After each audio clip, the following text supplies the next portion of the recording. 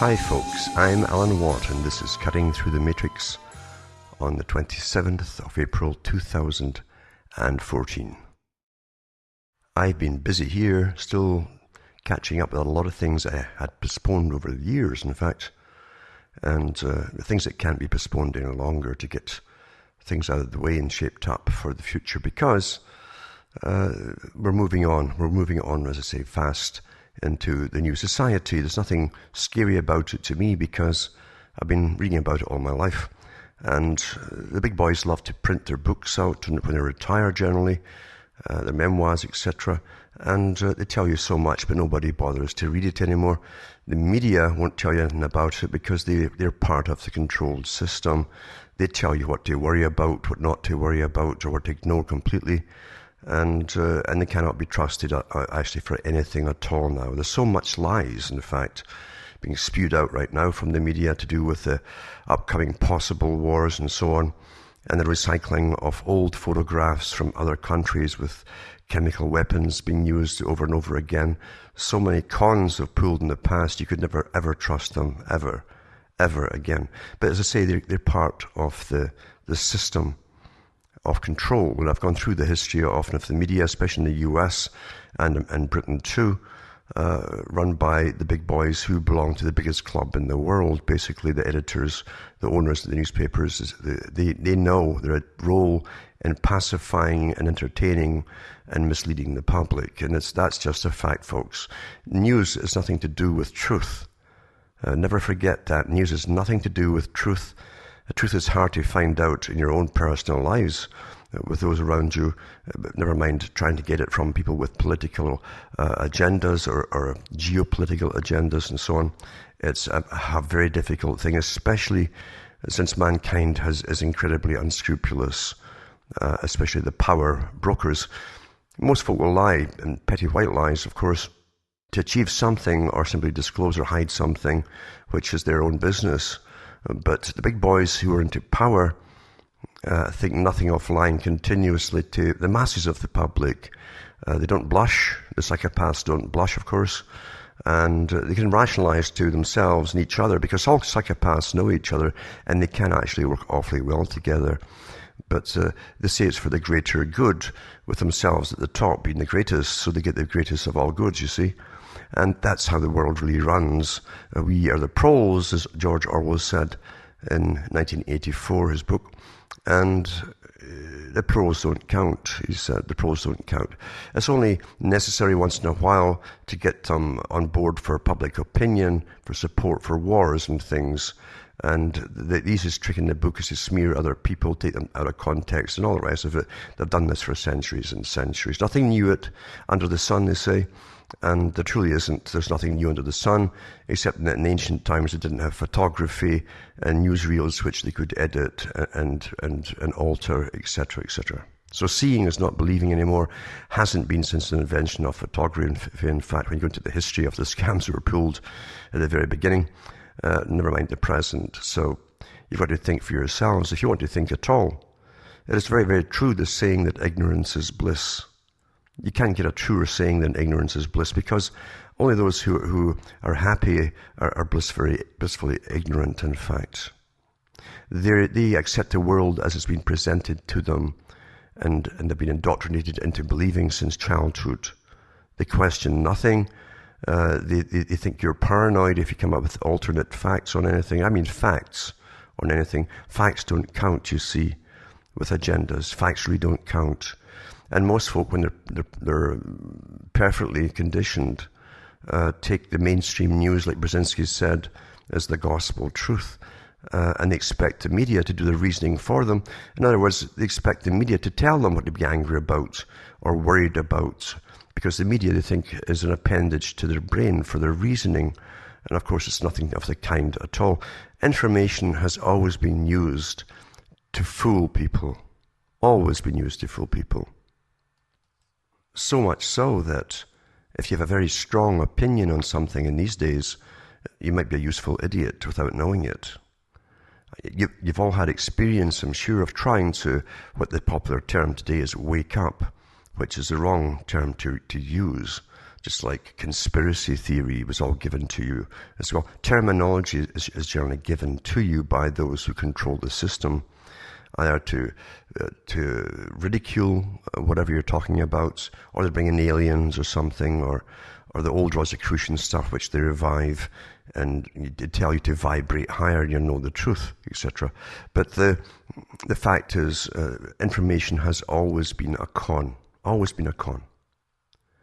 From ancient times, for instance, it took powerful people, even a little clique, a big family, to dominate its neighbors before it could set its sights on dominating and creating what was called a nation. And it's very difficult to do with a big family, because generally you're up against a much bigger population who will fight back. And big armies, if you've got a big army to protect you and defend you, to make sure you stay in power, to conquer more territory for your own family, as kings and queens did, you need other things to back you up. You need, number one, money. Without money, folk go home. The army dissolves. It can only carry what it can plunder, and it go home. With the invention of money, that was the key to all powers from then to the present time. Not military might. Money buys military might. Money gets countries into debt.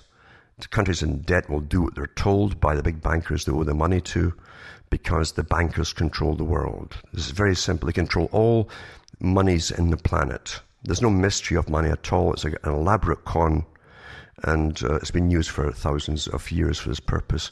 But you also need generally a religion to back it up too. And in ancient times, pre-Christian times, we saw the different religious groups from Egypt onwards who would back up the Pharaoh and keep the people in their place through fear and terror of all-seeing eyes, etc., or the eye in the sky of the deity, that kind of thing.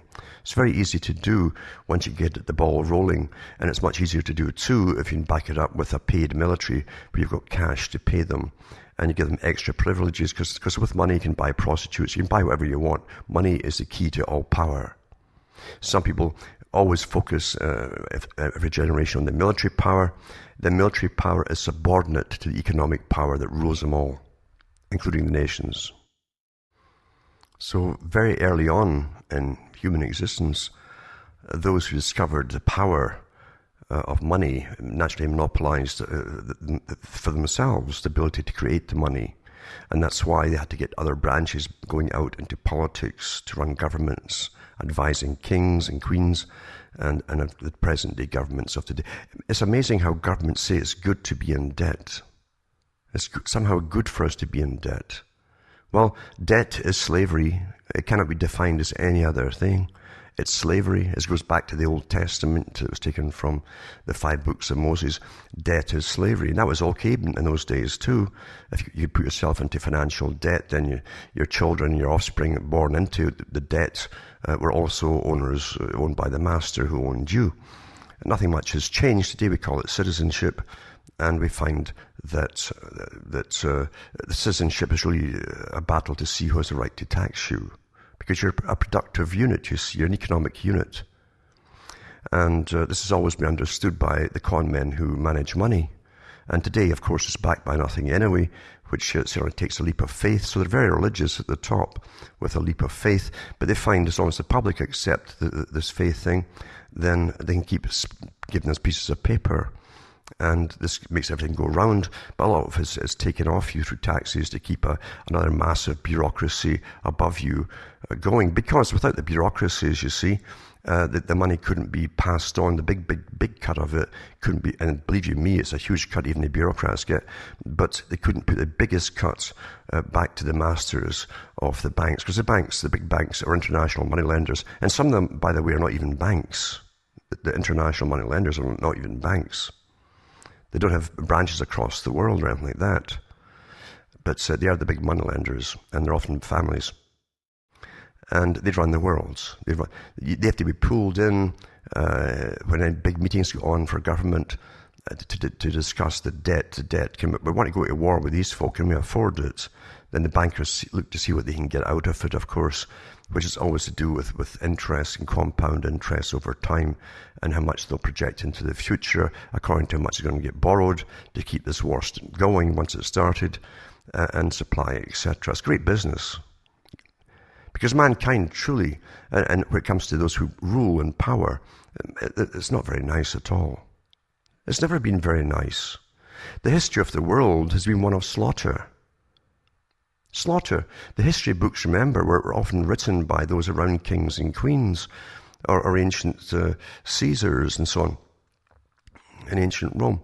And they had to write this stuff at the time to suit the guy who was the top honcho, at least the representative of the top honcho, because even behind them there were the bankers, by the way, and who also collected the taxes.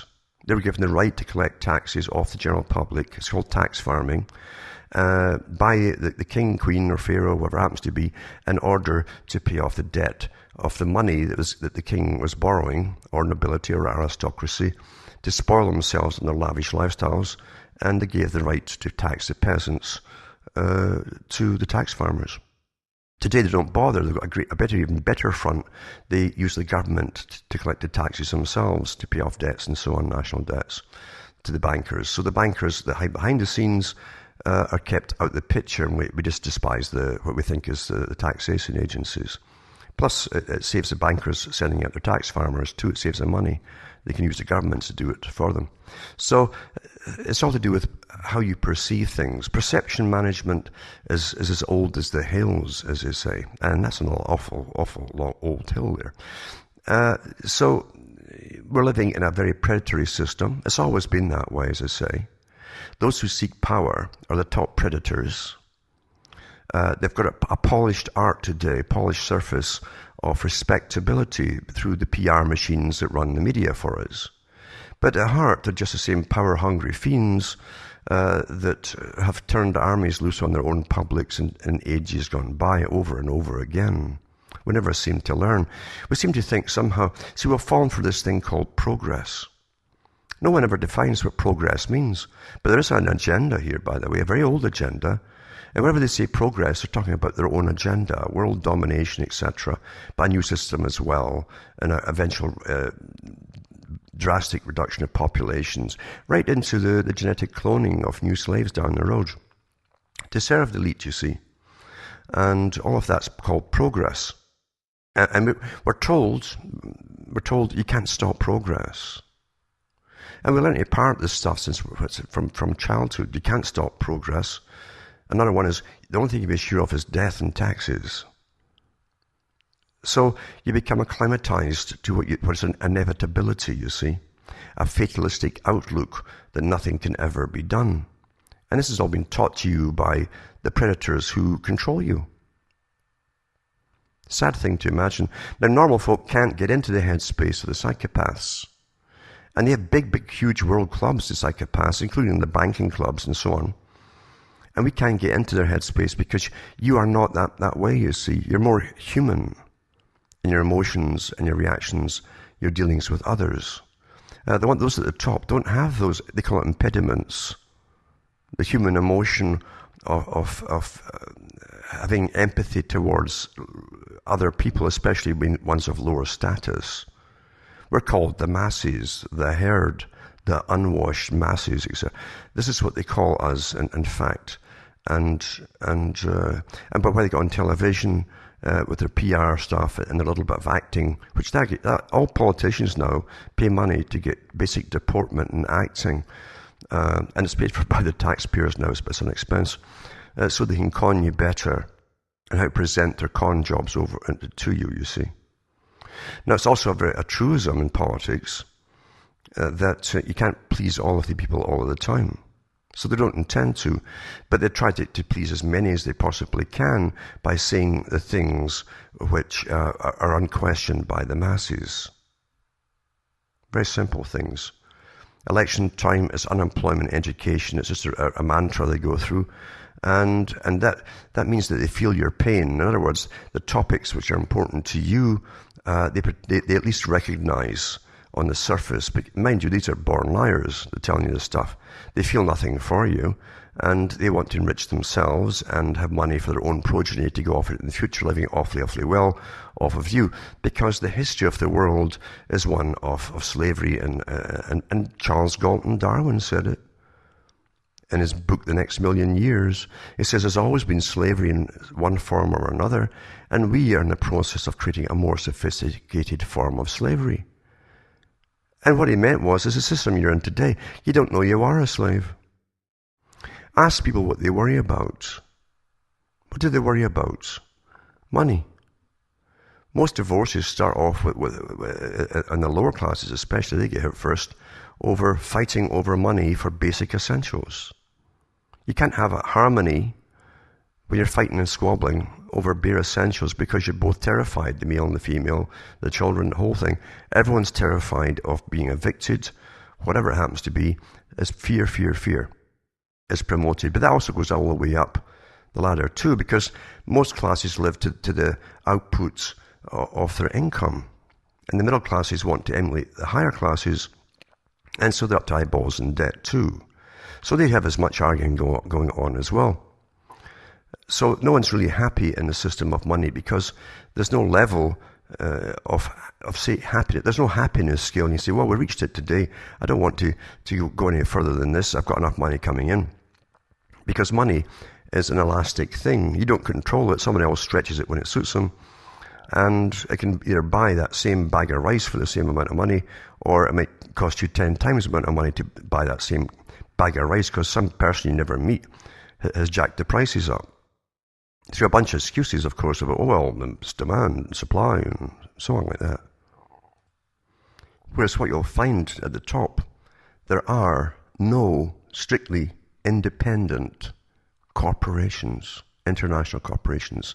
You have cabals that have taken over all the world's resources, working together, which means there's a hierarchy, and near the hierarchy of every corporation, there's a crossover man who belongs to other circles. That's how Quigley described this as well.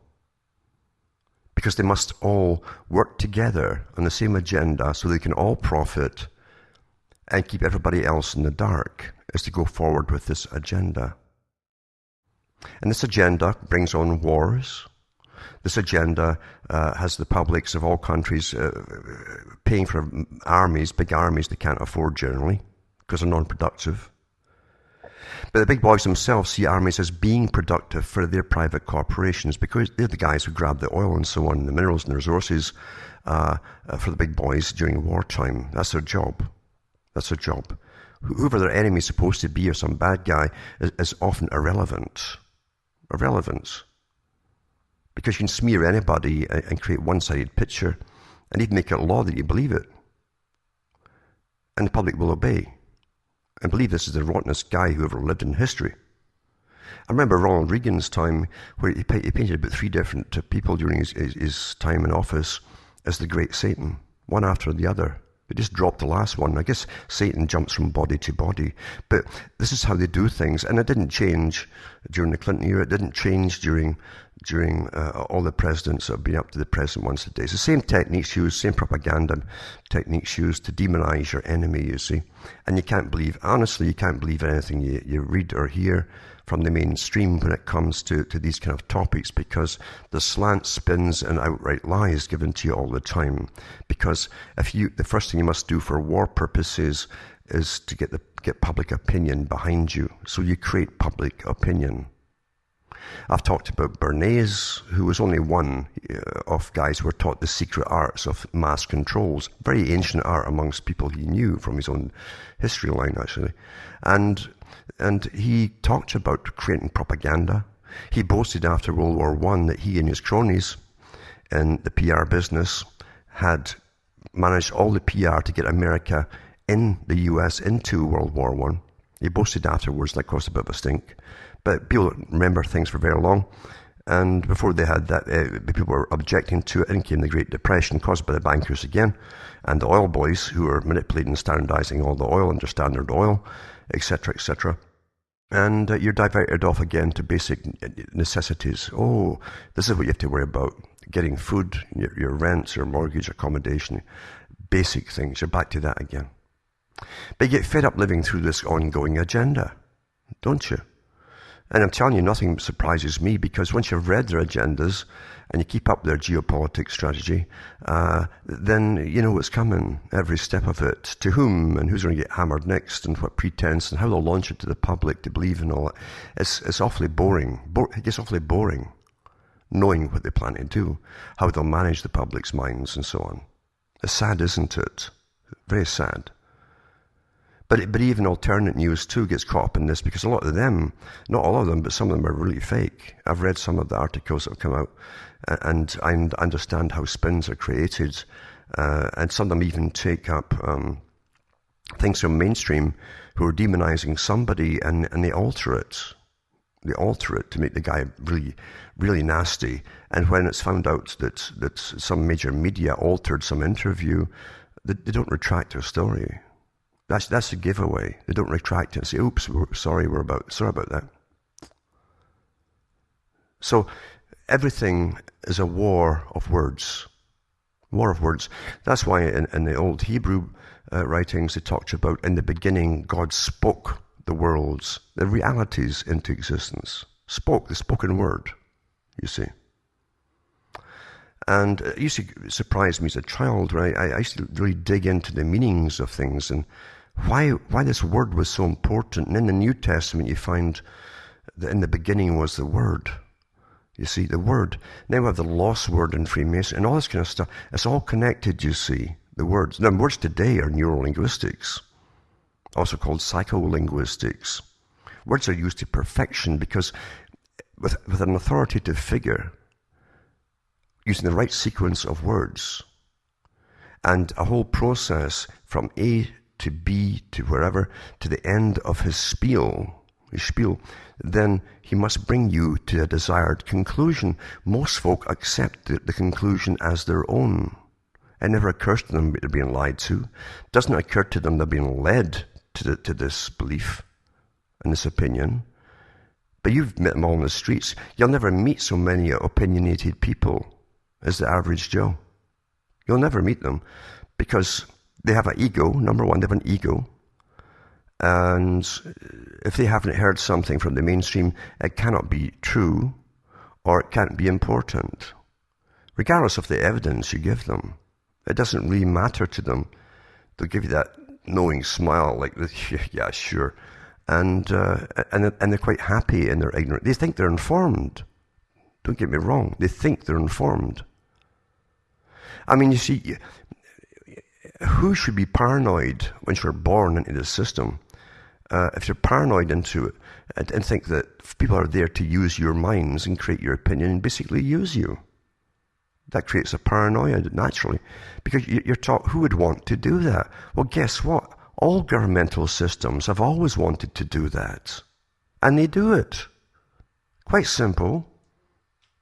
Quite simple. So the art of controlling masses goes back thousands and thousands of years. And it's a science. A science has never been lost at any time down through history. And it's always been taught to the select few, you see. And they in turn work for their masters who run the money system, which is a great con job.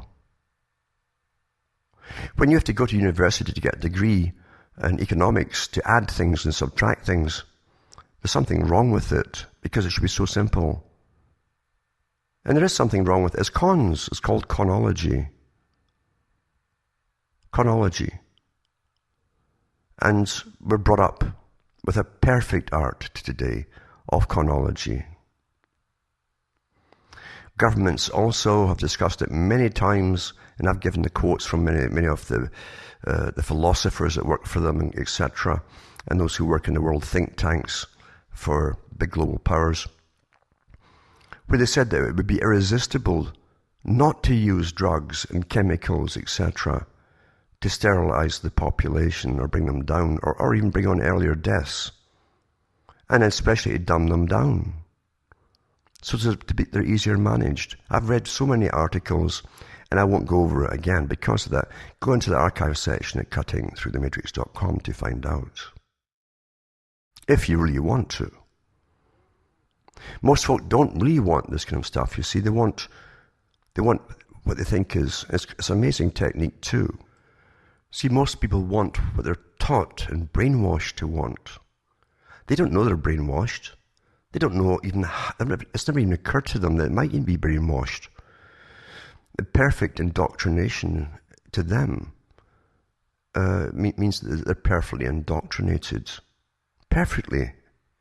Not a little bit, but perfectly indoctrinated. The more opinionated they are, spilling off from mainstream, the more they're indoctrinated. But they think they're sane, quite sane, because everyone around them that believes in a system like this has the same opinions. They're all given the same opinions, you see. So most people don't really want truth. They have no spirit in them to find truth. And it's something else in you that makes you question. There's no doubt about that. And maybe the fact that certain inoculations didn't take on you and destroy enough brain cells. That's what it could be. But it's not helped by the food, the fluoride and all the rest of the stuff, and the hormones, the estrogens, artificial estrogens like bisphenol. And I mean not just the A group, but all the other groups in bisphenol. It's not just that. It's a combination of everything, actually. But what people really want today is instant new news. That's why they call it news. It's just new info. Doesn't mean right, wrong, true or false. Because we've all been taught through the commercialized system since Bernays especially, that anything that's a little bit older is bad. They used this technique to get young folk to stop talking to adults in the 60s. It was part of the communist revolution in the West. But it also was used by the marketing companies that also worked, by the way, in strategies to con and get the young folk to rebel, etc. It was used by the marketing companies to make you think that, be snobbish about the age of someone else's car. Look down on it. Oh, it's an old so-and-so. You see, to make you purchase the new. You've all been trained into the new, and news is no different. People are trained thinking that if they miss that day's news, and whatever amount of terror and fear and hype is shoved in their face, then it might be detrimental to the survival of their own selves. Like the media's going to tell you the day there's going to be a grand apocalypse or something. You really think so? Keep tuning in. See, fear is the great immobilizer. It's also the technique that's used to make people comply, obey. When you're fearful, you cannot think logically. When you're fearful, you're scared of everything. Everything. And fear grows like a cancer. You start becoming afraid of everything around you. And it's used as a weapon against you by those who understand perfectly well what they're doing. If you do, for instance, a radio talk, and I've done lots and lots of them, I'm doing lots more, by the way, you don't want to throw out 100 different things at the public. And each one, they're helpless to change. So if they're getting that thrown in their faces every day through fear, hype, and so on, what's the purpose of it? The purpose is in itself. The medium is the message, as McLuhan said. It's to terrify you, and it makes you dysfunctional. It's just like watching a horror movie. I've gone into the techniques of neuroscience and so on, and behaviorism, and how they've studied us like no insect on the planet. We're the most studied species. And not just recently. Ancient stuff. Ancient stuff. And fearful people stop believing in their own common sense. They stop believing in themselves. They look to those throwing out the fear to save them, like a messiah.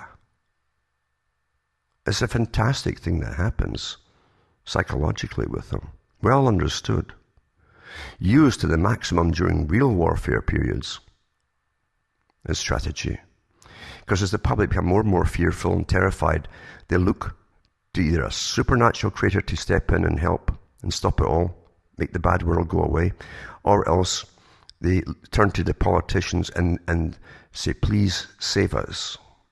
And the politicians have a great field day during wars, a great time of applause, etc. And they can strut around like Nero and have their names all over the papers as they technically take credit for making decisions they had nothing to do with. But that's how the whole world is run. It's a vast system of acting and Conology to manage the minds of billions of people.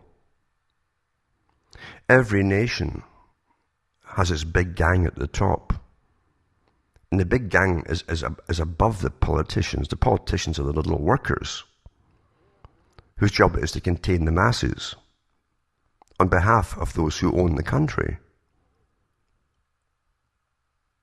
And when you have wars, it's nothing to do with us against them. Our nation, you get the flag out, see the brainwashing, you think that little flag is you, you know.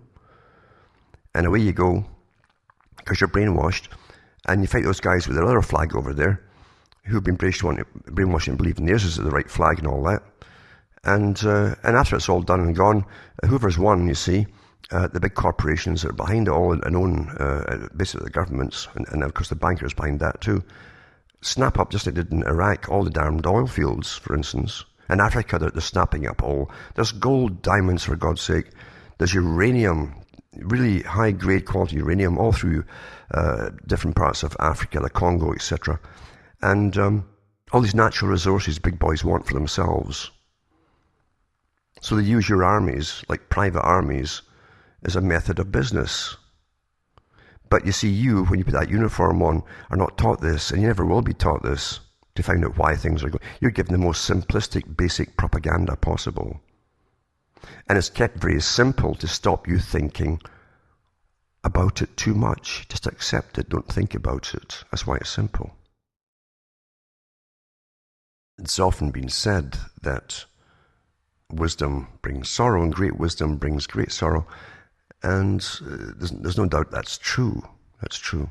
Because we do, once you have insight into how the world really works, and even how your fellow man works, for instance, you have to keep some kind of faith in humanity itself, or at the very least your own way of conducting yourself, etc. Or you'll shatter, you'll go under. The psychopath doesn't do that, because they see every great piece of wisdom as something to be exploited for their own personal benefit, and love to boast about it too.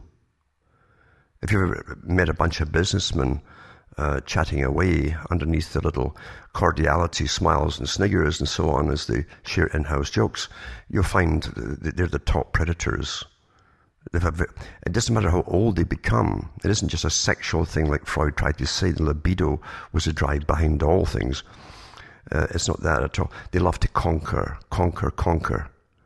They also love to talk about themselves all the time.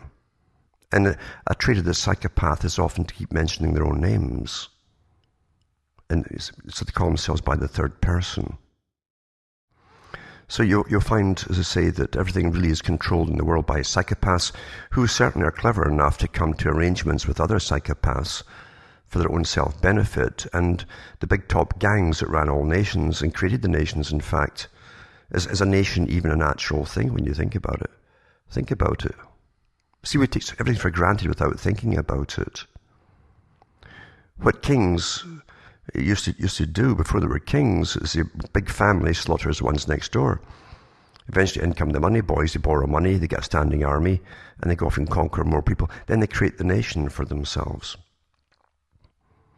Any attempt to do otherwise and create a more natural system of equality, etc., in a nation is always infiltrated very quickly by those who seek power, because power seekers are part of the psychopathic group. The average person really shuns power, in fact. They shun power. They don't need the groveling. They don't need the bowing and applause from others. They don't have to keep feeling they're striving and winning all the time. But the big players, regardless of their age, just like pedophiles, by the way, which is linked together, they don't stop their bizarre behavior. It's with them till they die. It's an abnormality. Now, some people, and I queried this as well, I thought, well, maybe that is the natural order of society. If it's always been a horror show of the dominant minority ruling over the majority, often in horrific ways, to keep the public in line. I mean, public displays of executions of the most horrible kinds at times to get the message across to obey authority. Then maybe that's the natural order. Maybe the psychopaths, the ones who we think are abnormal, are the normal ones. But what kind of world would it be if we were all psychopaths? We'd slaughter each other all the time till there's nothing left. Now, the psychopath, unfortunately, as I say, is not illegal. It's not illegal to be a psychopath. They won't test them at birth often for that. Now, they'll test all the children amongst the cattle, like the Gerfeck project in Britain, for instance. They've one in England too, under a different title, and other European countries, and America's following suit, by the way, where they want perpetual psychological evaluation from childhood right through, so they can readjust and fine-tune you if you start thinking for yourselves and ask the wrong kinds of questions. In other words, anything that's really pertinent to reality. So you'll find that they wrote about this a long time ago. I've gone through some of the histories of the American Psychiatric Association, the World Psychiatric Association, from the history of Freud as a front man, of course, to his daughter Anna, who took over, and all those involved in it. They helped bring you free love and so on. They ended up with massive abortion factories all over the place, until every part of the Communist Manifesto, including the dehumanization of the individual, is an amoeba working for the state, a cog in the wheel, has come true. The average Joe literally doesn't care about the slaughter of his own kind. Or otherwise, you might say that he's more selective in what he cares about, because that's how he is. He's taught what to care about. Just like they can teach you to believe that the best music is this, and whatever trash they give you today is now the end thing. You'll see all the young grab it, because you see, the youth are so easy to use. So easy. They want to believe they're on the cutting edge of something. Especially when those who control the culture industry tell them they're part of the revolution, whatever revolution it might happen to be. And they're also taught that all that music they're hearing is from them, their own generation. They don't see all the old characters in the fuzzy suits, and tweed jackets. The ones who sit in the boards, who plan the whole future of the culture and what's going to be made popular. It's the same bunch who gave you what was called modern art.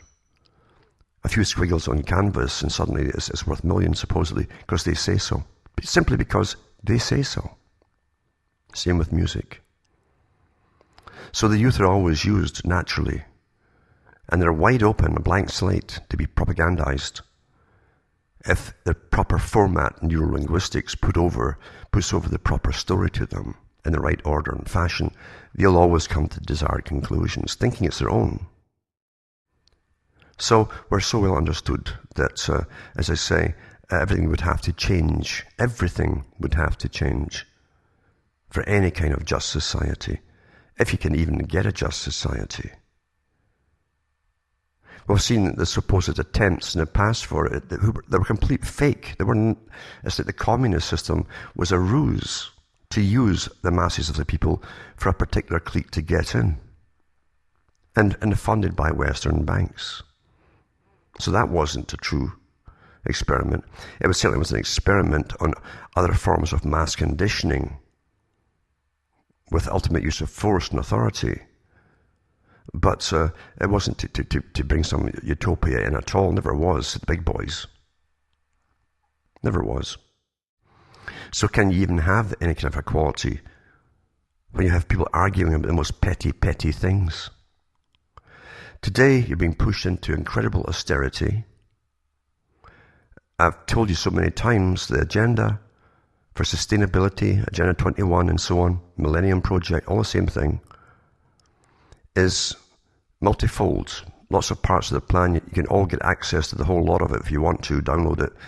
And I won't find it for you. I put it up many, many times before through links and talks I've given over the years. There's thousands of talks I've given.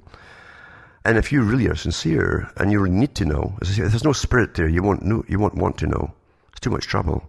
If there's too much trouble, the spirit ain't there. The desire to know is something you can't turn off. You've either got it or you don't. which means you'll work at something to find facts. Facts. All important facts. And it won't make you happy knowing the facts. It sets the mind free, because at least you know you're living in a con game. A perfect, scientifically designed con game. But it doesn't make you any happier. It doesn't make the evil, bad world go away. It doesn't make more coins in your pockets appear to jingle. Or anything like that, because you're still stuck under the same thumbs as everybody else. And the tragedy, too, of anything that really tries to change something is that in come all the fringe groups who are well used and so perfectly understood how to use them, and they're created by them too, by the big boys themselves to infiltrate. And they're not looking for the basic needs to start with. It's an old story, and it's even biblical. They'll say, if you want to teach someone something, first fill their belly. You can't teach someone starving. So get rid of the basic worries and essentials. And you find you start thinking a bit more rationally when you've got some nutrition going through your brain and your body. And then you see what's next is essential. You don't jump off into someone that is preoccupied with a joystick between their legs. That's being used, all these techniques, by those at the top. The priorities have to start with everybody gets fed. Stop all the terror and fear that everyone's living under. And then you can all start thinking rationally. And tempers that would once flare over certain topics won't be flaring anymore when eventually they can be brought up at the right time. As I say, we're so well understood. The art of destruction is the most powerful art there is. It's well understood. And the art of controlling billions of people is well understood and used constantly on a daily basis against you. I've said so many times, the mind has no firewall. Be careful what you let in. Don't just jump at someone's opinion, anybody's opinion, even mine, unless you're happy parroting other people, because you're too lazy to think for yourself. The problem you get into with politics and politicians is that you start parroting them. Oh, he speaks for me. I'm going to vote for that guy. He says the things I think about. Does he? Does he really? You don't know who these characters are. Their whole persona is an engineered makeup from public relations companies. You haven't got a clue who they are. You'll never sit and wine and dine with them. But you go and vote for them. Oh, he speaks for me. He mentioned this that I really care about. Yeah. So think about these little simple, basic, common sense things. And don't jump to parrot opinions off to other people. You've got folk that can't help themselves, who think they're waking up. They're bubbling with all the data they've been downloaded from others. And they want to unload it on everybody else, as though just speaking of this is going to stop all the evil in the world. And they're awfully disappointed when it doesn't. At the reactions they get, they're awfully disappointed, most of them.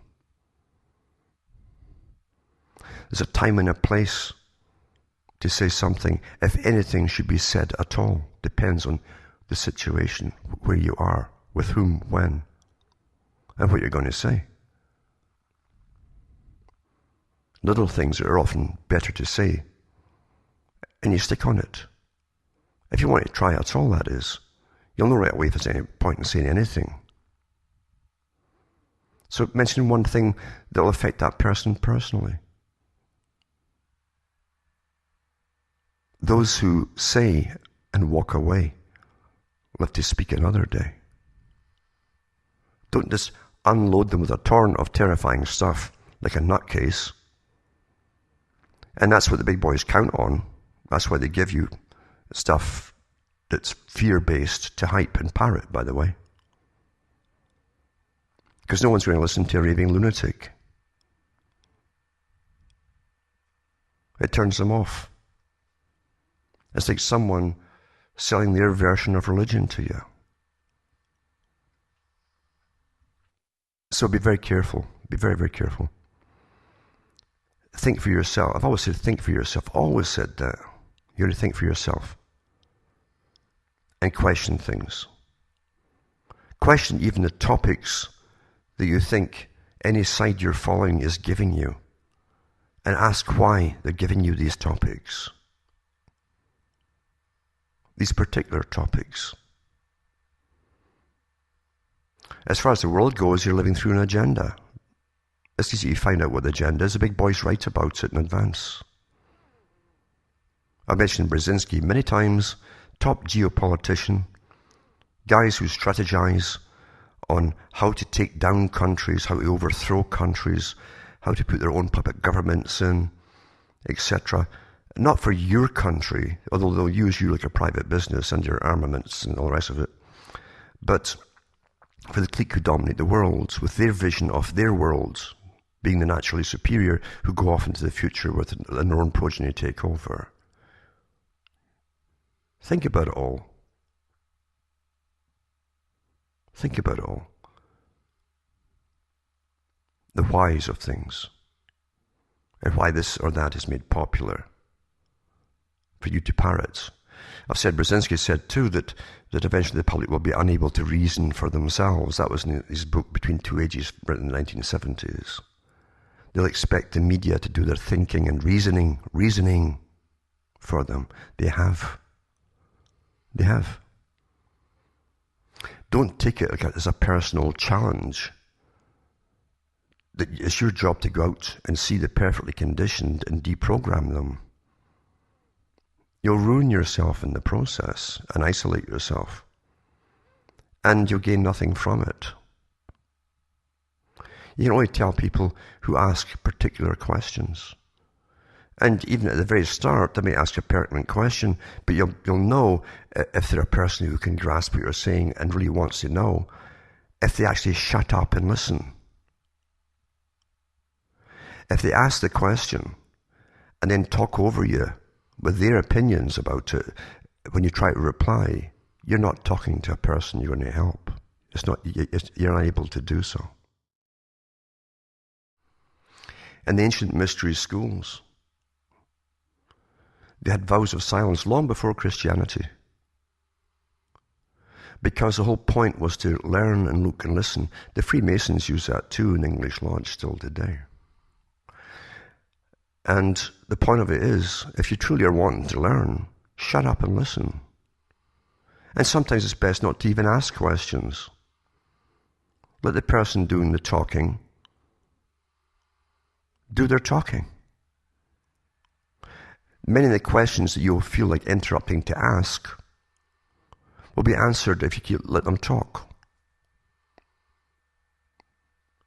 But today we live in instant answers, bits and bytes of information the average person carries. They want drive-through coffees and drive-through answers. Make it short, I don't have the time. Such a person doesn't want to be educated, folks. And that's why you can only educate classes of people who really are selected for their ability to really listen and to have that drive, spirit in them that helps them understand. And you don't have to tell them to listen, they'll do it automatically. Automatically. And if you're telling them something they can't accept, that's fine.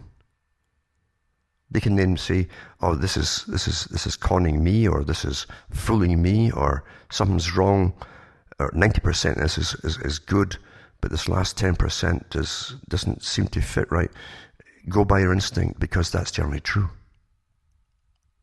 Generally true, folks.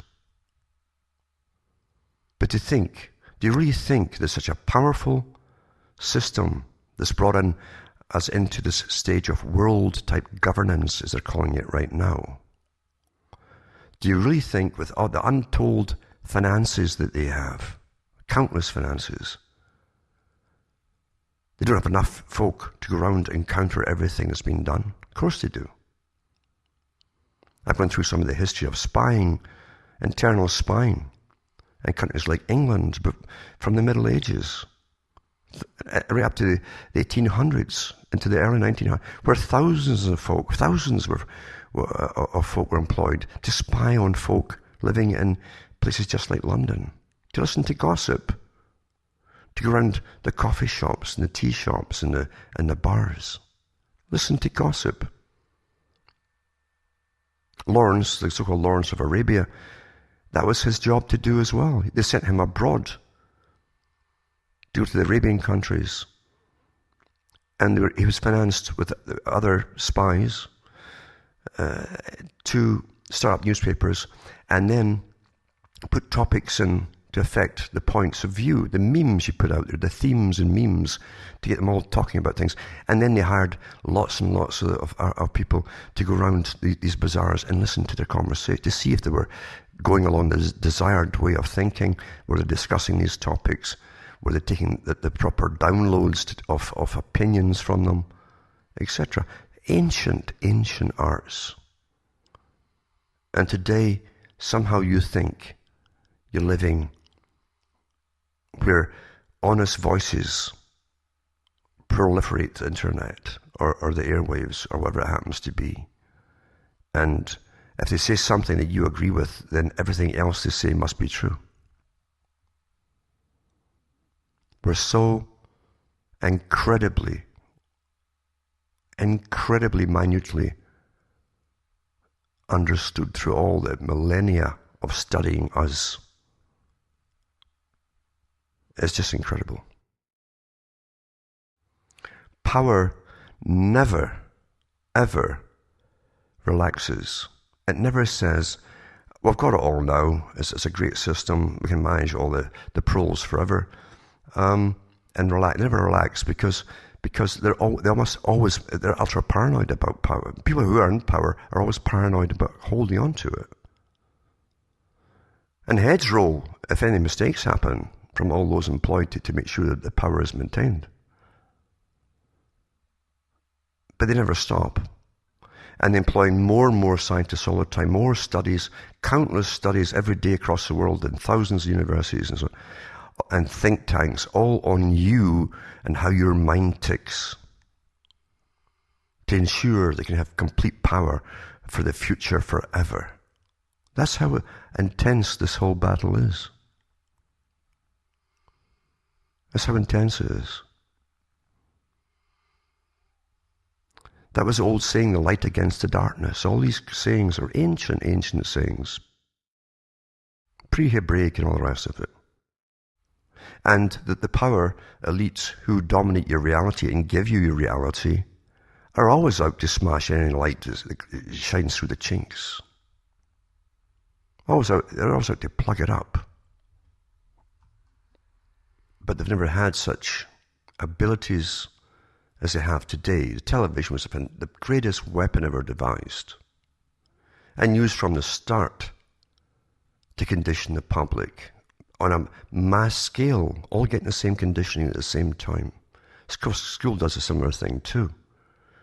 But it's much easier to do it through fiction.